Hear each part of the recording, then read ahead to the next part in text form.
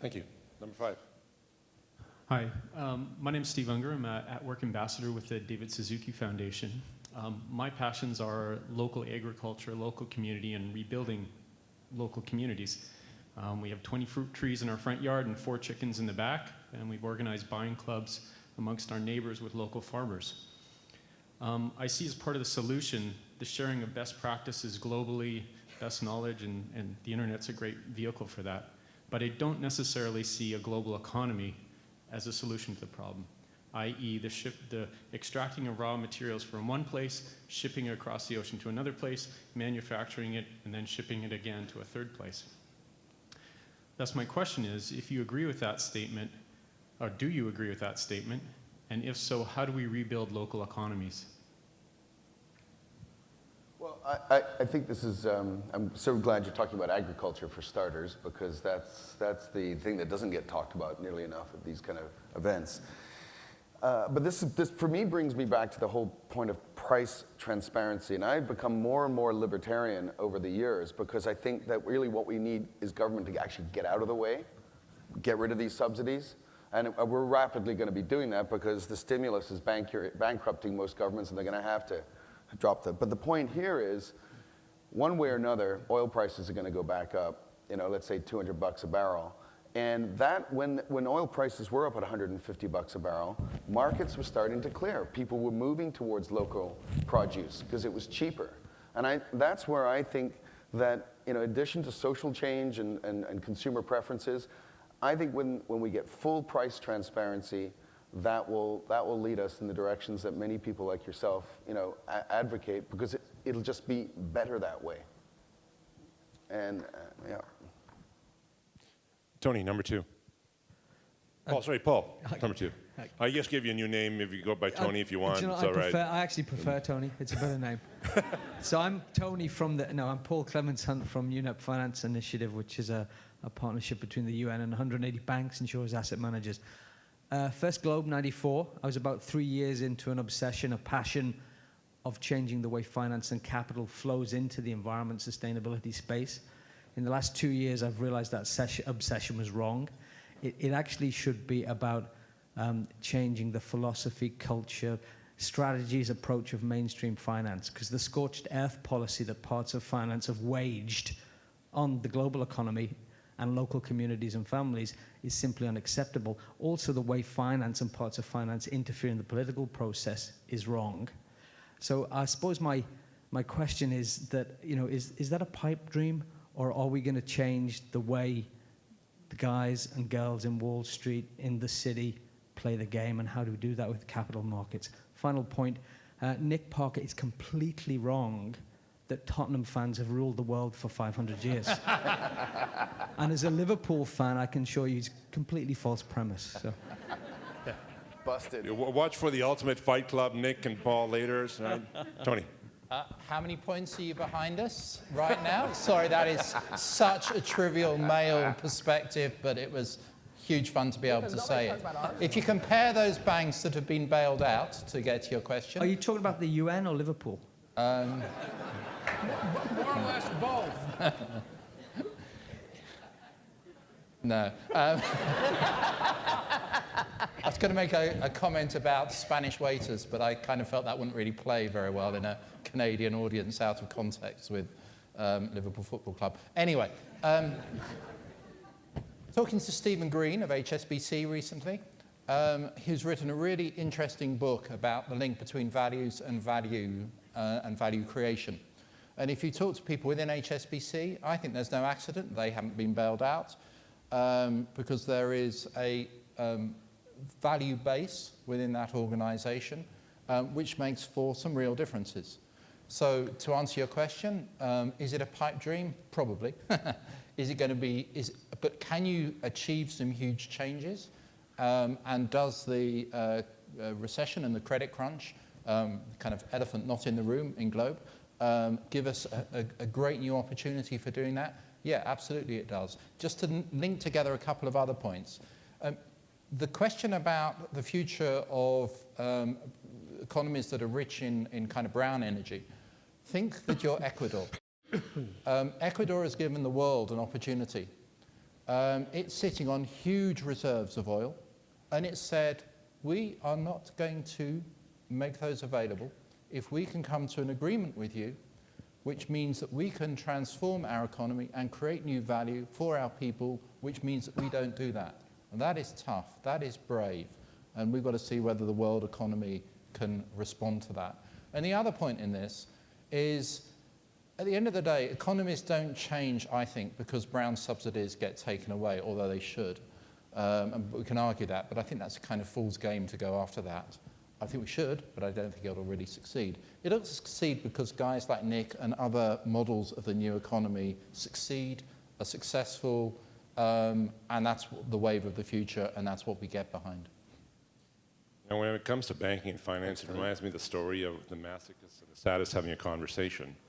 And the masochist said to the sadist, beat me, please, and the sadist said, no. No, that's just a little thing, completely aside. Number 6, please. Good morning, all. I'm really inspired by the general theme of the conversation, and I couldn't resist recalling some of my own experience. My name is Thor Bow. I'm a recent graduate from the Schulich School of Business in Toronto, and at York University, I've had a conversation and presentation from the author of a book, Peter Victor, Managing Without Growth, Slower by Design, Not by Disaster. And the thesis, based on Canadian statistical information, is that the Western rich nations should stop growing their GDP, even have zero growth or certainly very slow growth, with the consequences that we would have no government deficit. We would meet, in Canada's case, we would have exceeded our Kyoto obligations. We would have had greater happiness, and we also would have had that greater equity for the world, because the concept here is that Western nations are consuming 80% of the world's resources, even when we have direct foreign investment in poor countries. So the question to, I think in particular, Minister Gap, but I'd like to bring it home to everyone here in the audience, is to consider, what are our aspirations? What are we being sold as a concept to what our aspirations should be as a society? Are we supposed to have an economy that keeps growing? How do we measure that? What are the alternatives? What if we didn't? Because we are on a finite planet. Minister Yap, and I do not at all mean to pick on you, congratulations that as a political party you've actually managed to perform a miraculous transformation of your own platforms. But what if you were now to start to tell your electorate, our GDP, we're not going to grow our GDP? Well, that's the $64 question, isn't it? How do we change the discussion? And it has been referred to already in this morning's panel discussion about what's important. And what you're referring to would probably inspire the need for a societal discussion about what's important. And we have been living in a paradigm that says that growth is important, and we have structures and systems and institutions that support that.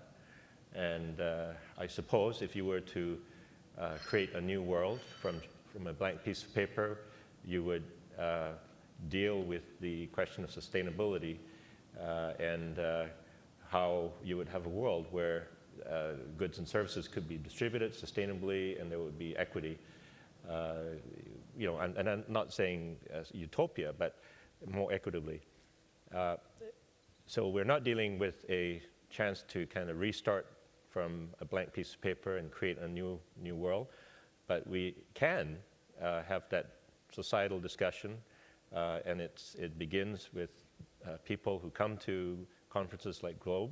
It begins with people like yourself who have a passion for sustainability, for reducing our impact on the planet, and it really is a generational shift. Since becoming Minister of State in June 2009, I've met so many people who are passionate about this very issue, and they, maybe not a coincidence, they all happen to be consistently 35 and under. You know, that's the demographic that are really passionate and want to change. And then those who are at heart 35 and under, so the young at heart as well, just to be fair. But it is a generational shift, and one day when people from that demographic, and it's not that far away, but start to participate in public policy, shaping of public policy, and the debate of public policy, and the governance, that's when we will see an acceleration in a move to what you're talking about, rebalancing of priorities. I'm going to go, Dan. You buy him a copy of Peter's book, and he can read it. Dan. Okay, GDP, primarily a structure since World War II, if you think about it. Growth counts as a positive, the increasing rates of cancer. Counts as a positive, all of things that we also count as negatives. Our President's Council on Sustainable Development that was almost imploded behind these issues around growth. Vibrancy, vitality, yes. Some things need to grow, some things need to not grow. If you increase jobs, but you also increase poverty for other people, not good. So I push back. Let's think about changing the very structure of what we use to count. We only count housing starts. Why not housing stats? I got a long list of those, but not time. Yeah, I think what you get from the whole panel, all of them want to speak on this, but I'm going to summarize what I know will be the view. It's not growth or no growth that's the issue. The issue is what are you growing and what does it mean for the lower of the Yes. planet? Have that conversation later with some of the panelists. Mic number 3. And I'm from the Clean Air Partnership. We work with trying to encourage and facilitate collaboration between municipalities in southern Ontario as well as within municipalities. And my question is for Dianne. I love the imagery you have of taking the silos and twisting them on their sides. The question I'm struggling is how best to do that. What are the mechanisms that are available to us to try and kind of facilitate that pathways to switching those silos, to get public health departments speaking with planning departments in kind of just determining what types of developments and communities do we want to achieve the communities we have. That's one example. We're getting economic development to talk to facilities about how do we get the staff to increase the capacity of these abilities of these facilities to actually move themselves off the grid and really kind of move towards a new, greener economy. No longer accepting the tyrannies of the structures that have been in the way, say no. And I'm serious about that. And if you do it often enough, consistently enough, find partners, bring people along. If they get in the way, say, sorry, honey, you got to go. I'm really serious about that. I think we have to bring at this moment a level of courage and focus to saying, this is not working for us. You know how the 3-year-old always keeps asking why? And why? I had 2 of those. Why? Ultimately, we must now be a generation, a population of people who continuously ask why, and not to accept inane answers, not to accept ridiculous conclusions, not to accept structures that clearly are not working for us. Say no. I'm not going to say Nancy Reagan was right, but this time you can say no. Thanks.